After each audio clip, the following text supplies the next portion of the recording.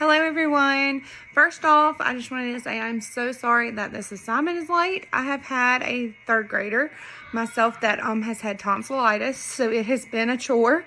But to start off, my name is Casey Riley.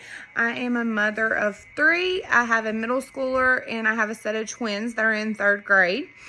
I have been married to my husband for almost 14 years. I just graduated USM last year with my teaching degree. So this is my first year teaching, and I am teaching 3rd grade this year. We are self-contained, so I get to teach all subjects to them. I have 4 more classes, including the 2 that I'm taking right now, and I will have my master's, so I'm super excited about that. How I feel about math. I love math. Honestly, I do. I have been a little nervous this year because I have had to reteach myself a few things for 3rd grade math, that I haven't used in a while. So, that has been a little difficult. But other than that, I love it. I love teaching the 3rd graders because they have so many light bulb moments that just makes me so happy. After looking at the video, I have noticed that the video and my article had so much in common. My article, I wanted to do more based on my grade level, so that's what I did. And my article talked a lot. I was trying to find the name of my article. My article talked a lot about how people, especially in 3rd, 4th, 5th grade, struggle so much in math. And the reason for that is because in their younger years, K through 2nd mainly, they have seen such a gap in not being taught numbers correctly, or the concept of counting. And I liked this article, and I'm glad I found this article because this year I have seen a lot of that with our students, which I'll talk about that in just a little bit. But the article, they did a lot of studies showing, okay, well, with these students with not age gaps, but the growth gaps, what can we do to help them get on level, get the progress that they need to be able to be on their grade level. So that was super interesting because that I learned a lot with that because of with my kids having an age gap. They did a lot. They also, it showed on the article that a lot of the lower income was more prone to have the number gap. And the higher ones in the middle class, they were more, they did pretty good. If they did not have it down, they learned it pretty quick with their current teacher. So that was a really awesome thing. And then going back to my class, my lower incomes are some of the ones that do struggle. So I can definitely vouch for the article being true on the lower incomes. I don't know if it's the parents don't push them like middle or upper incomes do. Because they do struggle.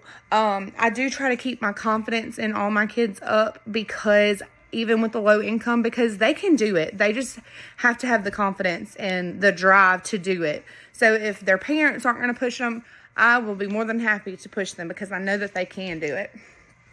And that's where we were talking about the article.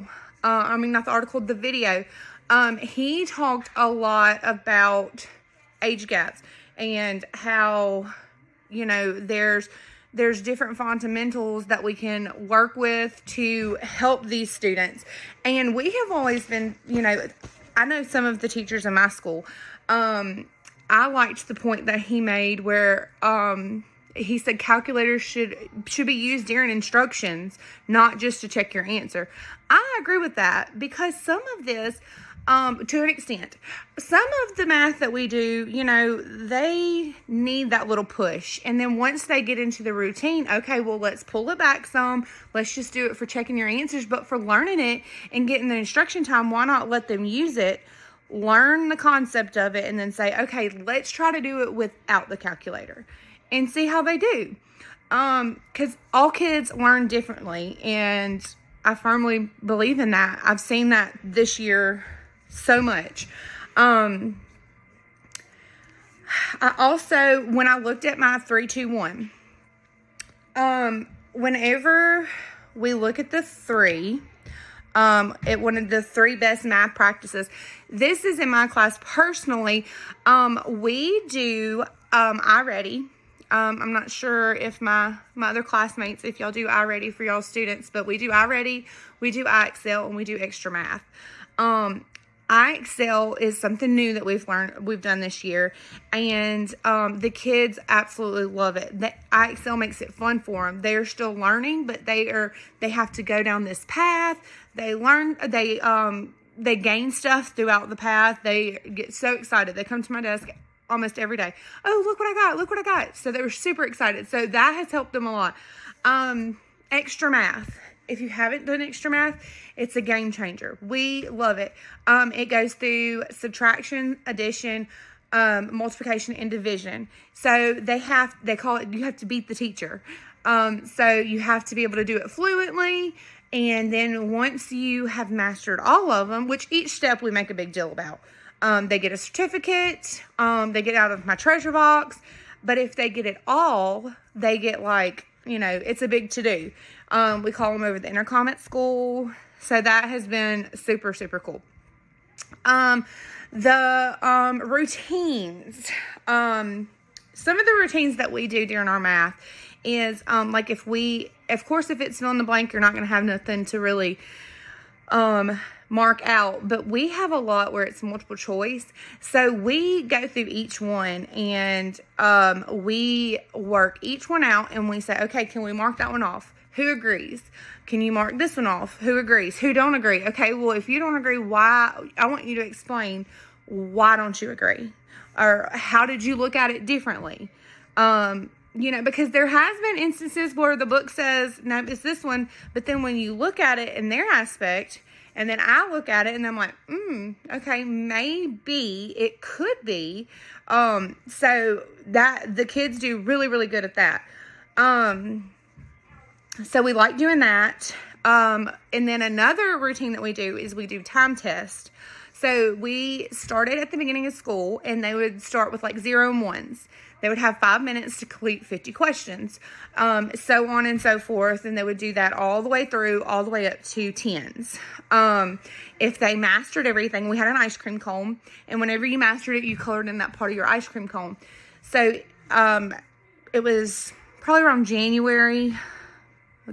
About January, December, we did an ice cream sundae party. So whatever you mastered is what you got for your ice cream sundae. So the kids, that was a huge motivation for the kids to do amazing on their stuff, so that they didn't get left with just one scoop and a topping. They were able to pick up to 4 or 5 toppings if they mastered it. So that was really cool. A problem that I've seen with the grade level,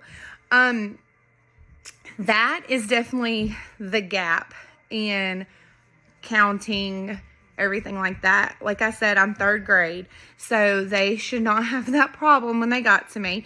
But a lot of them, rounding, that was really difficult for them, because they didn't get the concept of, because we do on rounding, we underline, look behind, 5 or more, raise the score, 4 or less, let it rest. They did not get the concept of, okay, is this number bigger than this number? It was really difficult, for them to master that. And one last thing before I let you go, because I forgot to mention my second thing from the video. When he made the comment, that their grade levels come in and they were like, hey, you have to teach this day. You have to do this day. I am so extremely thankful that my school district does not do that, because of times like that. Because rounding, we were supposed to have it done in like a day or two. And rounding almost took a week. They really, really struggled with it. So, I'm thankful that as long as, my school district says, as long as you get this done in the first 9 weeks, it's fine. So they don't really put it down to how many days, because there's some things, fractions. I thought they were going to be so nervous about fractions, but I found them fraction bars and they love it. They understand it. They've done it with flying colors. So I'm glad that I was able to spend that extra time with the rounding. And then when it got to fractions, I definitely was able to make up time because they blew it out the water.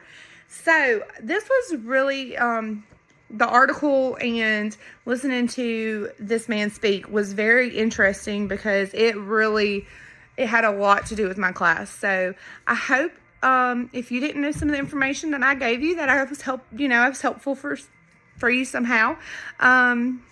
Thank y'all for watching. Have a good day.